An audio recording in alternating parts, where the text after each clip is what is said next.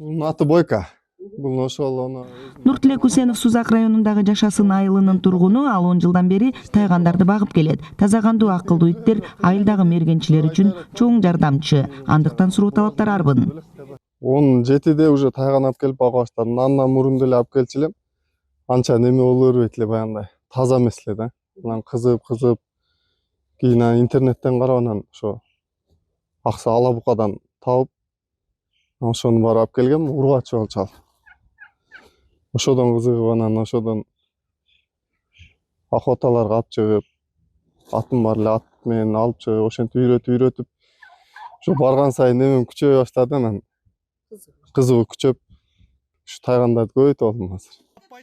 Чанда кездешүүчү асыл тукум тайгандын көбөйүшү да өзгөчө кооптуу. Анткени тайгандар өз күчүгүн өңгөлөрдөн кызганып, жеп коюшу мүмкүн. Андыктан Нуртилек иттин туут малында уктабай сактайт. Ал күчүктөрдү 15 миңден 20 миң сомго чейин сатат.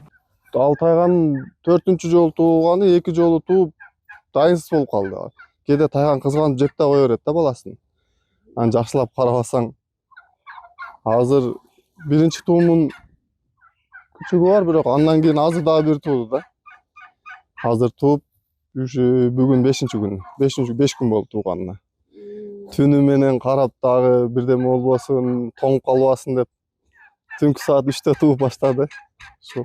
Канчада тууп? 11-де тууду. Мурункусунда 10-ду тууган. 5 эркек, 5 ургачы тууган.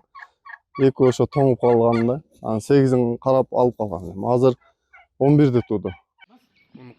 Сузак районунун аймагында быйыл чөө жана карышкыр көбөйгөн. Нуртилек мергенчиликке уруксат кагазы бар. Ал атайын туп менен бирге тоолуу айылдарга аңчылыкка чыгып, элдин суроо талаптарына ылайык кызмат кылууда.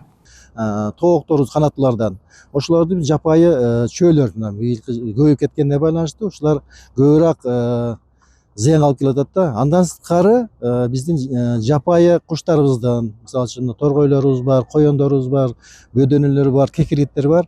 Булардын да тукумдарын анан кийин балапан жаңы ачып чыкканда ошолорду дагы ошо чөөлөр басып жеп, көп аябай зыянга келтирген учурлар кездешет да. Ошондуктан ошол өкмөттүн токтому негизинде ошол жапайы жырткыч жаныбарлардын санын азайтуу боюнча биздин башкармалыкта атайын уруксат кагаздары берилет. Ал уруксат кагаздары негизи ошол карышкы чөөлөрдү атууга уруксат деген кагазда.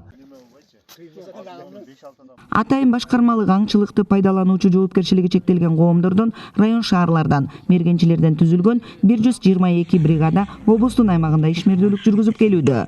Быйыл карышкыр жана чөөлөрдүн көбөйгөнү байкалууда. Тоолуу айылдагы элдин мал жандыктарын сактоодо Нуртилек Үсеновдун тайгандары көмөкчү болууда. Быйыл 20га жакын чөө, 6 түлкүнү кармаганы маалым.